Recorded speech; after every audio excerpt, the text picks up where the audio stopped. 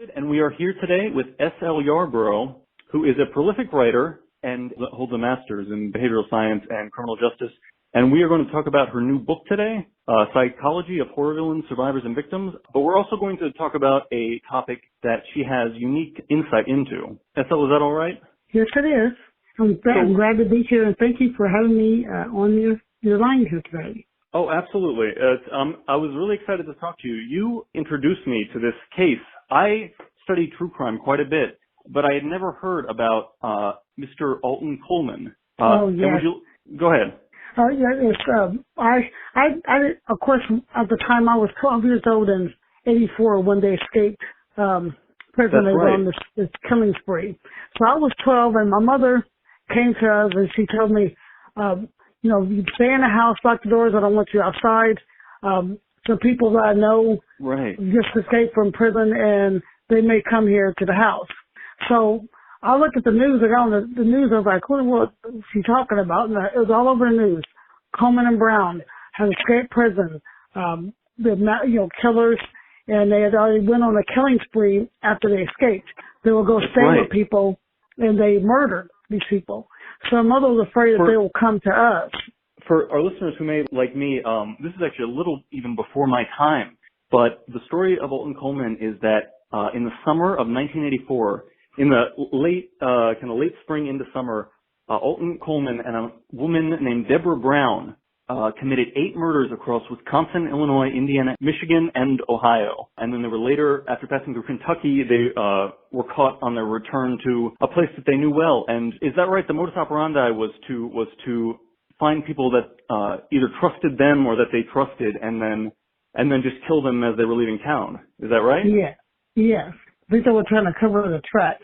But Coleman contacted our mother. So he said he was on his way to Dayton.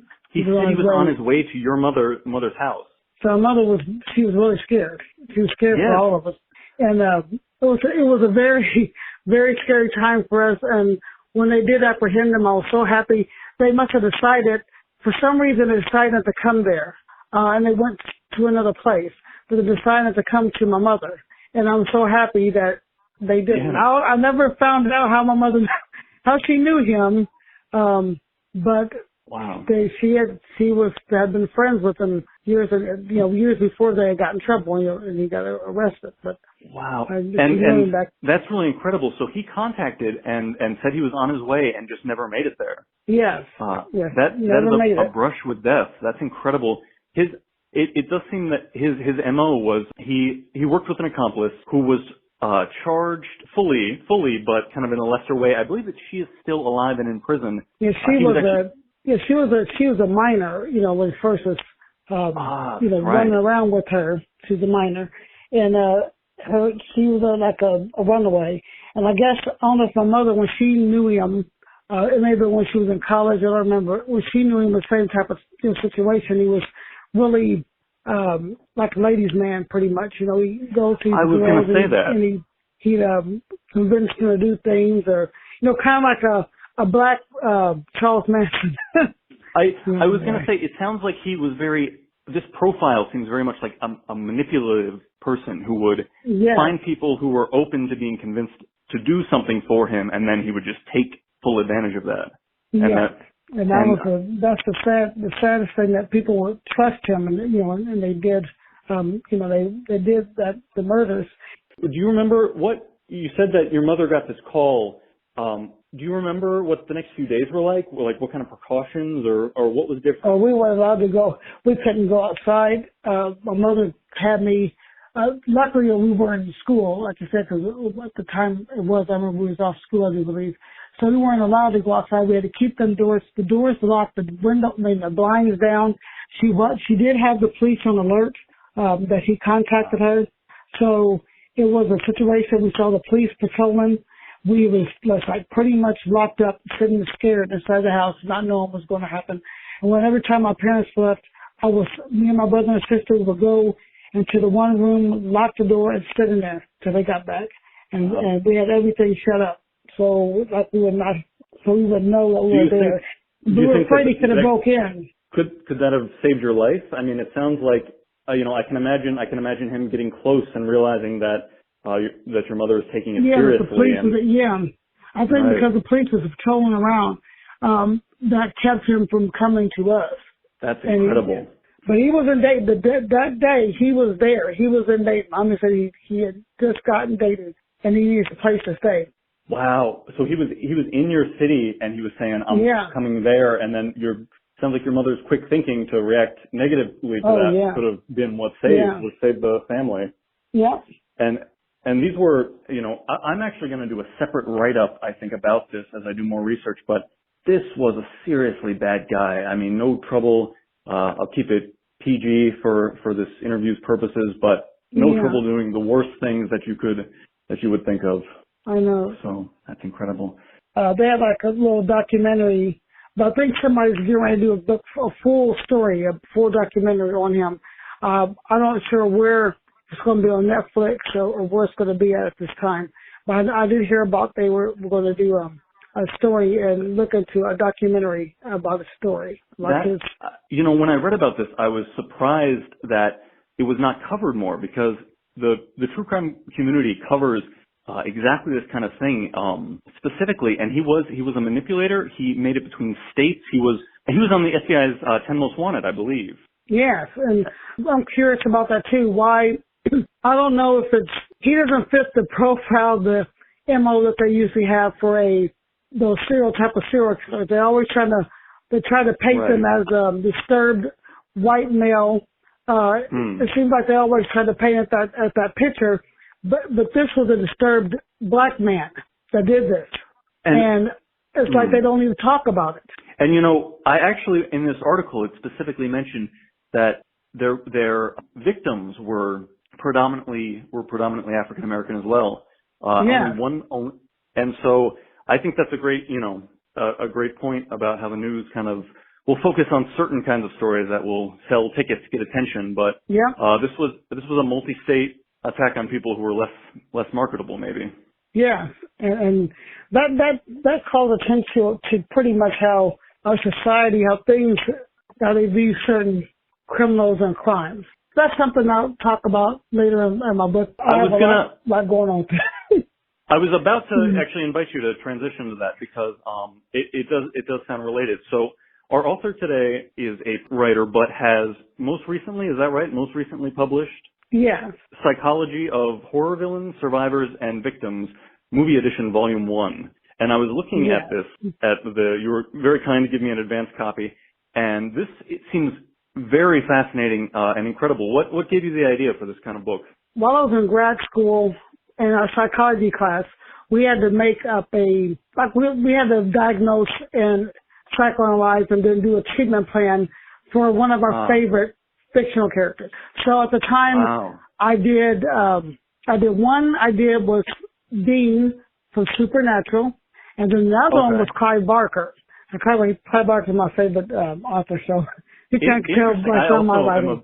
I'm a big fan of Clive Barker. So you were treating the task was to treat hypothetically Clive Barker. That's very interesting. Yeah. So what I did those, and it was fun in class, And as the years went by, me and my son were sitting there talking, and I said, we were talking about Jason. For some reason, it just popped in my head. I was like, Jason pretty much, he was a victim. He wasn't really a villain. He became a villain, but he was a victim. And my son said, yeah, that's right, Mom. I said, I should write a book. I don't think anybody's ever wrote a book where they look at horror villains and then say what kind of issue they have.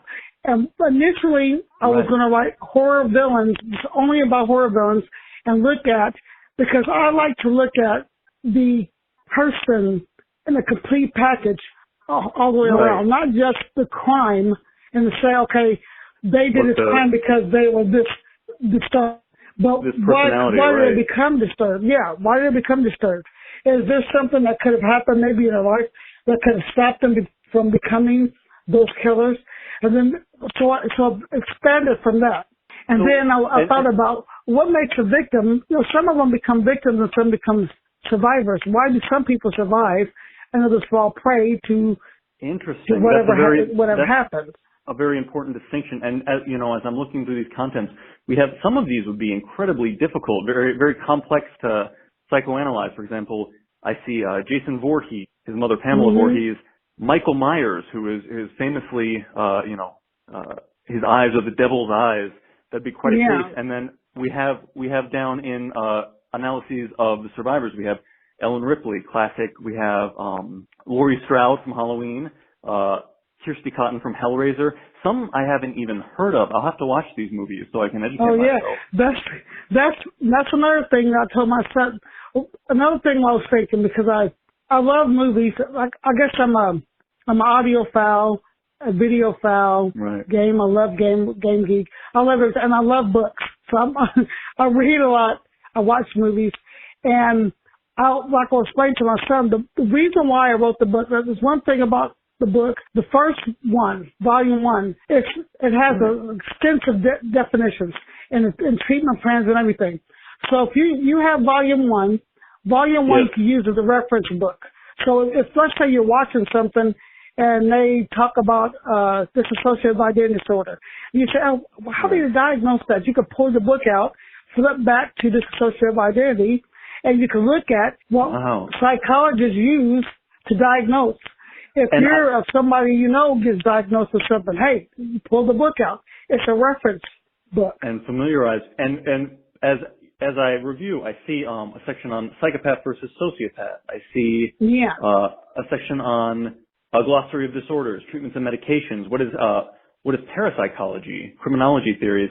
And again, I may have said it too quickly at the beginning or before we started recording, but S.L. Yarbrough does have a master's degree in applied behavioral science with an emphasis in psychology and criminal justice. So when she says, that this could be used in some capacity as a reference, that's not just blowing smoke. Is that right? Yep. A lot of people that have read it said the same thing, that it's written not to be used as you read a book and if you put it up on your shelf and you're done with it, you never look at it again.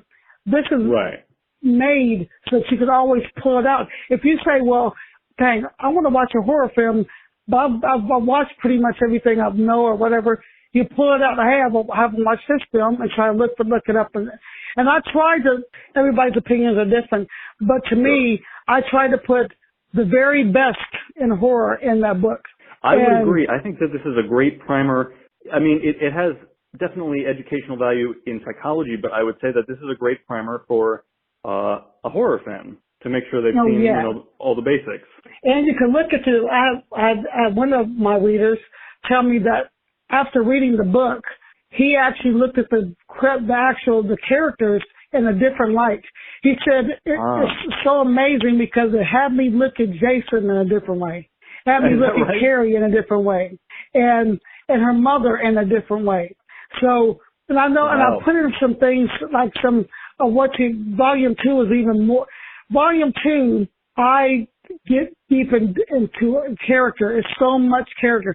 We're going to do vampirism, all kinds of different. Vampirism, witchcraft. I'm going to delve in all those different things.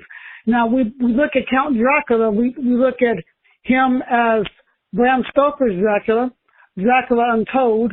I go down, we look at Dr. Frankenstein. From Frankenstein Unbound is in volume 1. But volume 2, I noticed that, we're going to look at the older Dr. Frankenstein. So it's a lot of different things. Wolfman. And it's lycanthropy is going to be in the second one. I was going to say, it's not even pure horror. It's definitely dark storytelling, which is the theme of this show, which is why I was excited to have you on. But I see things like Event Horizon, which is horror sci-fi. I see things like, I see from the thriller, the M. Night Shyamalan thriller, Glass. Is that right? No, is that right? Split and Glass, Split. Because what we're looking at the dissociative identity disorder. So Kevin Wendell Crumb, we're looking at him, and he was in Split and Glass. So I took both films to pull up the full aspect of him. Because you only got one part of Split, you got the remaining amount in Glass. It's like with my degree, I'm not going to see the crimes. A lot of times they may bring me in, give me files and say, read these files. What do you think? They may show me videotapes of the interviews with so when I'm doing them with the movies, it's no different than if you went to a real crime scene. You're not going to have everything. You're going to get whatever people tells you. You're going to get interviews. You're going to see videos. So you have to piece together what actually happened. You got to try to look at everything on the outside and look and try to get in ahead. I was just going to ask. So, were you saying that you have direct experience with looking at a case file and giving some analysis? Yes. We had to do that. Well, we had to do it in graduate school. So I see, a lot of times, so sometimes they will bring in a file. You will look at it. I want to ask about.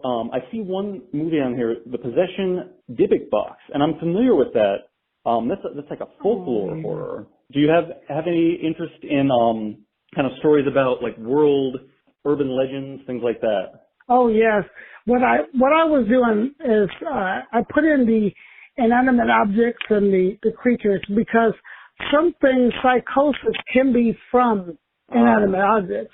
Sometimes people get a psychosis. Now, have you ever heard about the people that fall in love with inanimate objects and marry them? I was about to mention that. Yeah. The woman that married the bridge, things like that. So sometimes, and I do believe, right. Yes, and I believe we do have. I believe in the parapsychology too. I believe in the supernatural, and right? I know that maybe there could be something in like some sort of a house or structure that could cause some type of psychosis. I feel the same way in that I feel kind of cautiously optimistic about supernatural things, but the human mind is so complicated that even things that don't scientifically exist can have an influence. And I think you even already have a chapter, but like the Overlook Hotel, yes, it's right here. Inanimate objects and creatures, haunted dwellings. Section 6, Overlook Hotel is a great example of that. Yes. Where this is a debate between fans of The Shining. Would you say that would you say that he was mostly already that person, or what was the relation between his madness and the hotel itself? Yeah, well, I'll be doing him in volume 2. But I see. Okay. Yes, when you review him, if you watch the very beginning of the movie, you watch him being interviewed, you can see the kind of like the issue, like he's got some sort of disturbance already. Yes. Yes. And going to the hotel, that's the one thing that we're trying to debate, trying to figure out. But Dr. Sleep explains that the hotel really was. That's bad. Right. Dr. Sleep is Stephen King's sequel. Is that right? It follows the young boy. And I'm doing Dr. Sleep's in volume 2 as well. But he already had an issue. I'd say somebody that may be on the verge of snapping. What was going on? He was already kind of depressed, anxious. His wife was kind of agitating. Exactly. Yes. So substance abuse. So we already had those. They're festering. They were already there. Right. Going to a place where it's complete silence. There's nothing but your wife and your child. And you already have an issue with them, but you figure, hey, I'm gonna come in. Maybe I can get some writing done. Maybe I just need a change and things will get better. But it's not getting better. Now it's just you and them, and there's nothing to separate you from you and them. Can distract, right? Yeah, so you're there with that. So that is very fascinating. Start to go into a psychosis because you've already you've been trying to hold out for so long. You've been, acting normal, pretending you're normal for so long, and now there's nothing to stop you, from going into that. At wit's end, insanity. And then there's a push. Exactly. Yeah. That's fascinating, and I never thought of, I sensed that the hotel was a dark place and that it kind of exacerbated Jack's situation, but I never thought of it as you said, kind of his isolation with these problems that he's been avoiding. That is very insightful. That's interesting. And if you think, in volume 2, I'll talk about the difference between ghosts, apparitions, spirits, and poltergeist. Before I forget, just so we can have this audio, will you tell readers, is volume 2 out already as well? Volume 2 is not out yet. I'm still currently working on it. It's coming soon. And where can we find these? Where can we purchase them or borrow them? Amazon. It'll be on Amazon. Also, I'm trying to set up a link for you to purchase from my book on my website. So that's but right now it's on Amazon. It's going to be on Amazon like the first 90 days because the Kindle selects, the KDP selects. So people who have Kindle Unlimited can download that for free. Is that correct? Yes. So but the paperback and hardcover will be in Amazon and through all the different bookstores, because I also publish through English Spark and puts it through bookstores and libraries. And right now I have copies of my book at my main library here in Dayton, Ohio. But it also can be checked out from any library through online. Where you can order them, check it out online through whatever your library uses. Because I'm not sure what some people's library, what they use for the library. Fantastic, right? But you can request it through library systems as well. That's great. Actually, I need to work on that. I have a few projects that are also available through Amazon, but I need to definitely work on libraries as well, because we should support them. That's another way to get it's a way to get people that to get your book that may not be able to afford to buy it. And then sometimes I've actually got books from the library and I like them so much I decided, hey, I might go ahead and buy this. So you never know.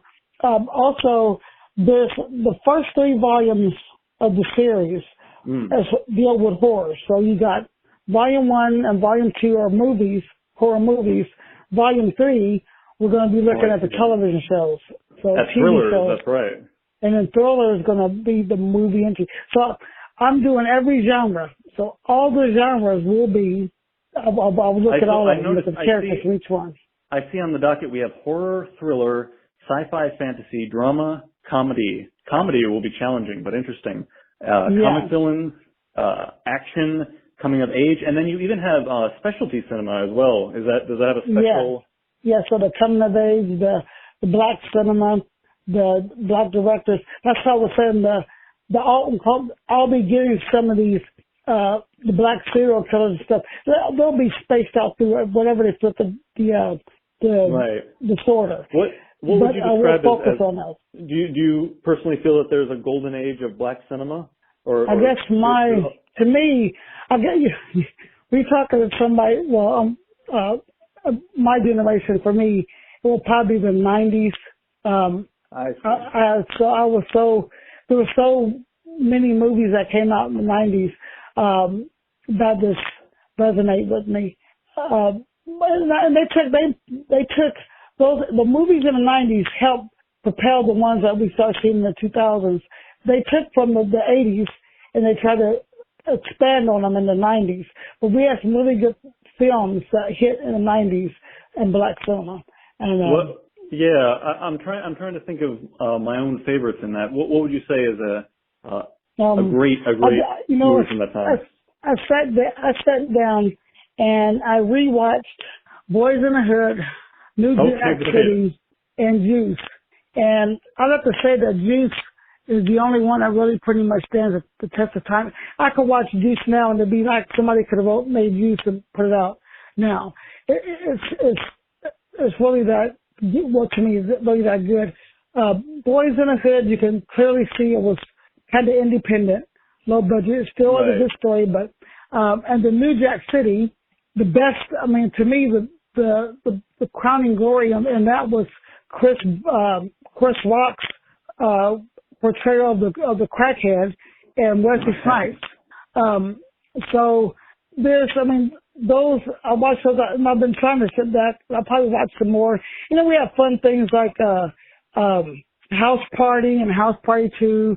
Little fun movies like those that's fantastic. You look back and you enjoy just because it was funny, like fun little movies to watch. And then it was a lot of music movies and a lot of soundtracks that were just wonderful. So it was a good time. To me. That's incredible, and I know that people are looking forward. I don't want to. Again, this has been author S.L. Yarbrough. Her new book is Psychology of Horror Villains, Survivors, and Victims, and that is part of a ongoing series that personally I considered myself a movie fan, but Miss Yarbrough blows me away with her knowledge of movies. And is there anything else that you'd like to talk about before? Oh, thank you. No, I'm just happy to be able to speak with you and have people know about the book. But I'm very excited about Volume 2 and Volume 3, and they'll be coming soon. I'm thinking about launching a Kickstarter for pre-orders where you can get merchandise and be able to get early copies of the book. So that's something I'll probably keep up on my website, and people can visit my website, slyarbrough.com, and get more information there. Right. I'm looking at that right now. So that's www.slyarbrough.com, and Yarbrough is spelled Yarbrough. And I'll put a link to that when I publish to my channel. I'll put a direct link to that as well. Thank you. And this has been fascinating. In the future, I'd love to even have you on again, because it sounds like you know a lot about these topics and have. Thank you so much. You're welcome.